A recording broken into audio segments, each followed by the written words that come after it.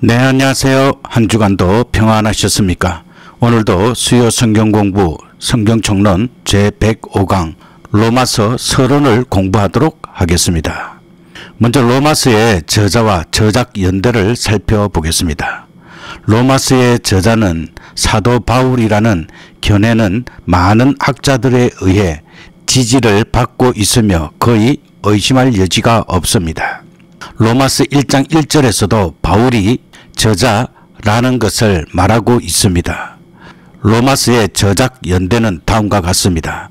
바울은 자신이 기록하였던 서신은 자신이 머물렀던 곳에서 기록하였기에 로마서의 기록 연대를 알기 위해서는 정확한 기록 장소를 먼저 알아야 합니다.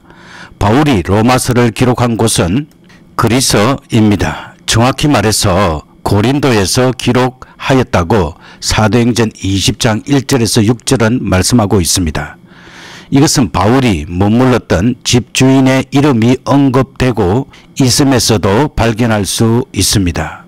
왜냐하면 집주인인 가이오는 바울이 고린도에서 전도할 때 회개하고 돌아온 사람 중에 대표적인 사람이기 때문입니다. 그리고 본 서신을 전달한 사람이 여성도인 베베인점으로 미루어 볼 때 바울이 제3차 전도 여행 시 고린도에서 로마서를 기록한 것으로 볼 수 있습니다. 이때의 정확한 연대는 바울이 고린도를 떠나기 직전인 주후 57년 후반기나 또는 58년의 초반기쯤으로 볼 수 있습니다. 그리고 로마서의 수신자와 기록 목적에 대해서 살펴보겠습니다. 로마서의 수신자, 로마서의 서두에 헬라어로 기록된 것을 보면 프로소마이우스라고 기록되어 있습니다. 이 말의 뜻은 로마인에게라는 뜻입니다. 따라서 로마인과 로마 교회의 교인들에게 보내는 편지임을 말해주고 있습니다. 그리고 로마서의 기록 목적은 다음과 같습니다. 로마서의 기록 목적은 서두인 로마서 1장 10절에서 15절 말씀과 후반부인 로마서 15장 14절에서 33절 말씀에 잘 나타나고 있습니다. 즉 로마에 있는 자신의 동료들에게 신령한 은사를 나누어 주며 그들과 함께 쉬기 위함임을 나타내주고 있습니다. 그리고 로마에 있는 강한 자와 약한 자, 유대인 기독교인과 이방인 기독교인과의 화목을 도모하기 위한 목적으로 쓰여졌다고 합니다. 율법주의자들과 대항하여 그들의 생각을 교정하기 위해 로마서를 썼다고 말합니다. 또한 반율법주의자들에 대항해서 이방 기독교인들을 바로잡아주기 위해 로마서를 기록하였습니다. 사도 바울은 자신의 마음에 로마서를 써야 할 필요성을 느꼈습니다. 그의 마음에는 두 가지 근심이 있었습니다. 하나는 유대인들의 손에 의해 언젠가는 죽게 된다는 사실과 또 다른 하나는 예루살렘 교회가 이방인의 구제 헌금을 받지 않을 것이라는 두려움입니다. 이러한 상황에서 바울은 자신에게 닥쳐올 위험으로부터 보호를 받을 수 있도록 기도로 도와줄 것을 호소하였던 것입니다. 결국 바울은 이러한 모든 것을 통하여 구속사적 목적을 보여주고 있습니다. 자신이 직접 하나님의 구속사역의 도구가 된 것입니다. 그리고 로마서의 주제와 특징에 대해서 살펴보겠습니다. 로마서의 주제는 다음과 같습니다. 로마서의 주제를 단일적으로 보기는 어렵습니다. 로마서는 교리적인 진리를 보여주고 있으며 성도들의 실천적인 면을 또한 제시하고 있습니다. 로마서의 주제를 단일적으로 보기는 어렵지만 그 중심되는 화제는 하나인 것을 알 수 있습니다. 그 주제는 하나님의 의라고 할 수 있습니다. 영원히 죽을 수밖에 없었던 인간이 구원을 얻을 수 있는 과정에 대한 진리와 그것이 이루어 나가는 전개 과정을 말합니다. 그리고 구원 얻은 사람들이 실천해야 할 윤리적 교훈들을 제시하고 있습니다. 로마서는 믿음으로 말미암아 하나님께 의롭다 칭함을 받는 것을 보여주고 있습니다. 이러한 이신칭의 교리는 인간들에게 꼭 필요한 것이며 열매를 맺는 것이며 이것은 과거에서부터 있어져 왔던 역사적인 사실이며 현재에도 그리고 미래에도 똑같이 계속될 것이라는 것을 나타내고 있습니다. 여기서 말하는 믿음은 하나님의 신실하심에 대한 인간의 믿음이라고 할 수 있습니다. 즉 값없이 주시는 하나님의 은혜의 선물인 것입니다. 이러한 선물을 받은 그리스도인들은 하나님의 영광을 위하여 헌신의 생활을 할 것을 보여주고 있습니다. 따라서 로마서의 주제는 한마디로 이신칭의라 할 수 있으며 구원 얻은 성도들이 해야 할 마땅한 삶의 원리를 말하고 있다고 할 수 있습니다. 로마서의 특징은 다음과 같습니다. 바울은 특별한 단어들을 사용함으로써 하나님의 구속 사역을 말하면서 인간의 죄를 위한 희생제물이 되신 예수 그리스도를 말하고 있습니다. 그리고 자신을 나타내기 위해 의도적인 문제를 사용하였습니다. 바울이 다른 서신서보다 로마서에서 자기를 소개할 때 많은 부분을 할애하고 있는 것으로 보아 알 수 있습니다. 그 이유는 자신의 사도성에 대해 다른 사람들로부터 자격지심을 가지고 있었기 때문입니다. 바울은 복음에 부여되는 하나님의 의를 말하고 있습니다. 즉 인간의 행위로는 절대로 구원을 받을 수 없으며 그것을 가능하고 할 수 있는 능력이 복음에 있음을 말하고 있는 것입니다. 로마서는 조직 신학의 총체는 아니라 할지라도 기독교 교리의 핵심 교리를 말하고 있습니다. 로마서는 서신서이면서도 신학적인 성격을 띤 논문이라고 할 수 있습니다. 이처럼 위대한 로마서는 종교개혁자들에게 많은 영향을 끼쳤던 것을 알 수 있습니다. 바울이 로마서에서 강조하고 있는 것은 하나님의 의, 예수 그리스도를 통한 구원, 성령의 역사라고 할 수 있습니다. 로마서가 주는 의의는 다음과 같습니다. 바울의 서신 중 가장 첫 위치에 놓여지게 된 것이 로마서입니다.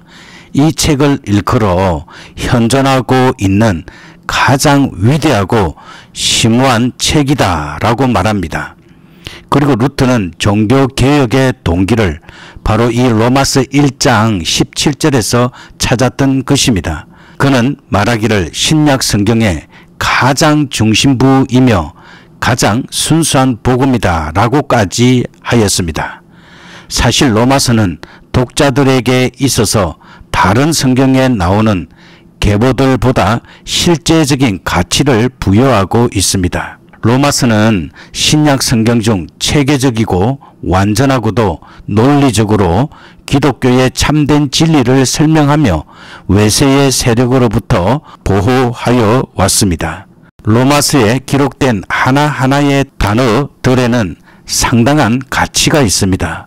로마서는 성경 전체를 통틀어서 가장 실제적이고 필요한 인간 구원의 진리를 말하고 있습니다. 로마서는 모든 기독교인의 헌법이며 권리장전이라고 할 만한 충분한 가치를 지니고 있다고 할 수 있습니다. 바울이 로마서를 통하여 강조한 하나님의 의, 예수 그리스도를 통한 구원, 성령의 역사, 이러한 것들은 과거에도 현재에도 그리고 미래에도 역시 계속될 것입니다. 구원 얻은 성도들의 삶은 성령의 인도하심을 받아 성숙되는 삶과 하나님께서 자기 자신들에게 원하시는 것이 무엇인가를 생각하며 그것을 위한 삶을 살아야 하는 것입니다. 로마서에서 제시하는 여러 가지 진리들은 성도들의 내면 깊숙이 자리 잡고 있어야 합니다. 현대교회가 지녀야 할 참된 모습이 무엇인지 로마서를 통하여 돌이켜 보아야 할 것입니다. 그리고 로마 교회의 기원에 대해서 살펴보겠습니다. 로마에 그리스도의 복음이 전파된 것은 사도시대 초기입니다. 주후 30년에 오순절 성령 강림을 목격한 사람들 중에 로마에서 온 유대인과 유대교에 들어온 이방인들이 베드로의 설교를 듣고 복음을 받아들인 후에 예루살렘에서 로마로 돌아와 복음을 전파하였을 것으로 추정됩니다. 한 전성에 따르면 로마서에서 맨 처음 복음을 전파한 사람은 바나바였으며 주후 42년에 베드로도 로마에 와서 복음을 전하였다고 말합니다. 한편 로마의 성도들이 함께 모여 공동체를 이룬 시기에 대해서는 정확히 알려진 바가 없습니다. 그러나 사도 바울이 로마서의 끝부분에서 로마 교회의 성도들에게 이전에 그들과 함께 생활하다가 주후 46년경 클라우디우스 황제 박해 때 로마에서 추방되었던 브리스길라와 아굴라에게도 무난토록 권면한 사실을 볼 때 적어도 로마서가 기록되었던 주후 57년 훨씬 이전에 이미 교회 공동체를 이루었음을 알 수 있습니다. 그리고 로마서의 중요성에 대해서 살펴보겠습니다. 마르틴 루터는 그의 로마서 서문에서 이 책은 신약 성경 중에서 가장 중요한 성경임이 틀림이 없으며 무엇보다도 가장 명확한 복음을 포함하고 있다고 기록하였습니다. 그는 또 로마서가 기억해둘 만한 가치를 충분히 지니고 있기 때문에 한마디 한마디를 모두 암송할 만하다고 말하였습니다. 수세기 동안 로마서는 교회에 많은 영향을 끼쳤습니다. 특히 어거스틴, 루트, 칼빈, 웨슬레, 칼바르트 등 유명한 종교 지도자들과 이들이 주도한 역사를 변혁시킨 신앙운동에 많은 영향을 끼쳤습니다. 그래서 이 책은 이제까지 쓰여진 신학서적 가운데서 가장 중요한 책으로 인정받게 되었습니다. 로마서의 역사적 배경은 다음과 같습니다. 바울은 로마서를 기록할 때 분명히 고린도에 머물렀던 것 같습니다. 그는 예루살렘 교회를 위해 기부금을 모금하기 위해 예루살렘을 향해 떠나려고 했습니다. 그는 자신이 그곳에서 부딪히게 될지도 모르는 고난에 대해 우려하고 있었으며 동쪽인 예루살렘보다는 서쪽인 로마나 스바나 즉 스페인으로 가기를 원했습니다. 사도행전 20장 2절에서 4절 말씀은 일반적인 배경을 제시하고 있으며 그의 동부 여행에 함께 가는 친구들의 이름을 적어놓고 있습니다. 그가 로마에 가고자 했던 이유는 충분히 수긍할 수 있는 내용입니다. 비록 바울 자신이 그것을 깨닫지는 못했지만 그는 흡사 모든 이방 교회들을 위한 하나님의 제사장과도 같이 로마 교회에 대해서 특별한 책임감을 느끼고 있었습니다. 그는 이러한 유명한 교회의 교인들과 친분을 맺기를 원했는데 그곳은 그가 오래도록 가보기를 원했던 곳이며 그들의 영적인 성장을 도와주었던 곳입니다. 스바나에서의 모험적인 전도 사역을 위해 그들이 도덕적이고 재정 지원을 얻었던 곳도 바로 이 로마라고 로마서 15장 24절은 말씀하고 있습니다. 이제 기도하도록 하겠습니다. 거룩하신 하나님 아버지, 사도 바울을 통해 우리에게 주신 로마서의 말씀을 묵상하며 예수 그리스도의 십자가와 은혜를 깊이 깨닫게 하여 주시니 감사를 드립니다. 우리는 스스로 의롭다 할 수 없는 죄인이지만 오직 믿음으로 말미암아 의롭다 하심을 받게 하신 하나님의 은혜에 감사를 드립니다. 이 사순절 기간 동안 우리의 삶 속에서 복음의 능력을 더욱 붙들게 하시고 예수 그리스도의 희생과 사랑을 깊이 묵상하는 복된 시간이 되게 하여 주시옵소서. 율법이 아니라 은혜로, 행위가 아니라 믿음으로 살아가는 참 자유를 누리게 하여 주시옵소서. 성령님, 우리의 마음을 변화시켜 주셔서 구원받은 자로서 합당한 삶을 살게 하시고 하나님의 영광을 위해 헌신하는 삶을 살게 하여 주시옵소서. 로마서의 말씀처럼 이제는 우리 자신을 의의 도구로 드려 세상 속에서 빛과 소금이 되게 하여 주시옵소서.